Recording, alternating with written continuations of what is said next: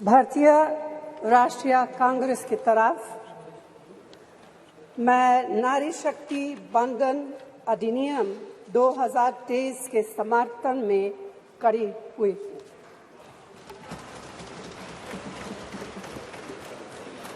धुएं से भरी हुई रसोई से लेकर रोशनी से जगमगाती हुई स्टेडियम तक भारत की स्त्री का सफर बहुत लंबा है, लेकिन आखिरकार उसने मंजिल को छू लिया है। उसने जन्म दिया, उसने परिवार चलाया, उसने पुरुषों के बीच तेज दौड़ लगाई और असीम धीरज के साथ अक्सर खुद को हारते हुए लेकिन आखिरी बाजी में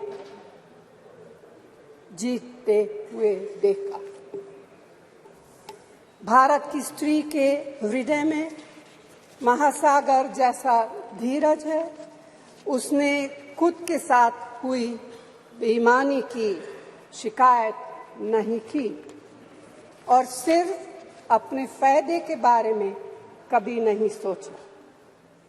उसने नदियों की तरह सबकी भलाई के लिए काम किया है और मुश्किल वक्त में हिमालय की तरह अडिग रही।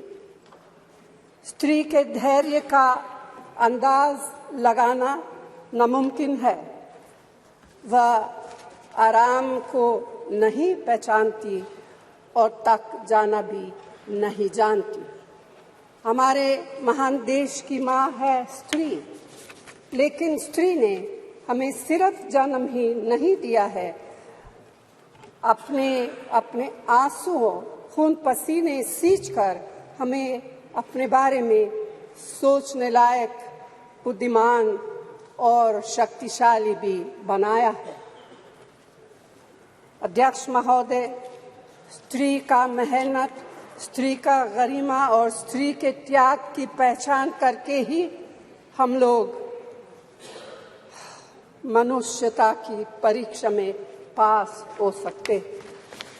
आज़ादी की लड़ाई और नए भारत के निर्माण के हर मोर्चे पर स्त्री पुरुष के साथ कंधे से कंधा मिलाकर लड़ी है।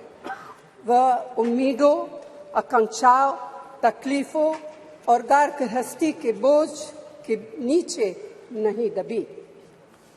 सरोजिनी नायडू, सुचेता कृपलानी, अरुणा असफ अली, विजयलक्ष्मी पंडित, राजकुमारी अमृत कौर और उनके साथ तमाम लाखों महिलाएं से लेकर आज की तारीख तक स्त्री ने कठिन समय में हर बार महात्मा गांधी, पंडित जवाहरलाल नेहरू, सरदार पटेल, बाबा साहब अम्बेडकर और मौलाना आजाद के सपनों को जमीन पर उतारकर दिखाया है। इंदिरा गांधी जी का व्यक्तित्व इस सिलसिले में एक बहुत ही रोशन और जिंदा मिसाल है। अध्यक्ष महोदय, खुद मेरी जिंदगी का यह बहुत मार्मिक क्षण है। पहली दफा स्थानीय निकायों में स्त्री की भागीदारी तय करने वाला संविधान संशोधन मेरे जीवन साथी राजीव गांधी जी ही लाए थे। उन्होंने लाए थे जो राज्यसभा में 7 वोटों से गिर गया था। बाद में प्रधानमंत्री पीवी नरसिम्हा राव जी के नेतृत्व में कांग्रेस सरकार ने ही उसे पारित कराया। आज उसी का नतीजा है कि देश भर के स्थानीय निकायों के जरिए हमारे पास 15 लाख चुनी हुई महिला नेता है। राजीव गांधी जी का सपना अभी तक आधा ही पूरा हुआ है। इस बिल के पारित होने के साथ ही वह पूरा होगा। अध्यक्ष महोदय, कांग्रेस पार्टी इस बिल का समर्थन करती है। हमें इस बिल के पास होने से खुशी है, मगर इसके साथ साथ एक चिंता भी है। मैं एक सवाल पूछना चाहती हूँ। पिछले 13 वर्षों से भारतीय स्त्रियां अपनी राजनीतिक जिम्मेदारी का इंतजार कर रही हैं और अब उन्हें कुछ वर्ष और इंतजार करने के लिए कहा जा रहा है। कितने वर्ष? 2 वर्ष, 4 वर्ष, 6 वर्ष, 8 वर्ष? क्या भारत की स्त्रियों के साथ बर्ताव उचित है? भारतीय राष्ट्रीय कांग्रेस की मांग है कि यह बिल फौरन अमल में लाया जाए, लेकिन इसके साथ ही कास्ट सेंसस कराकर शेड्यूल कास्ट,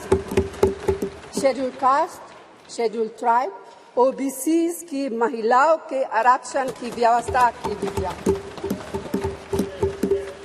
सरकार को इसे साकार करने के लिए भी जो कदम उठाने की जरूरत है वह उठाने ही चाहिए।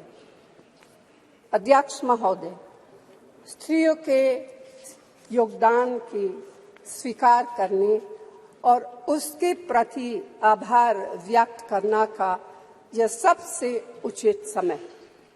इस बिल को लागू करने में और देरी करना भारत की स्त्रियों के साथ घोर नाइंसाफी है।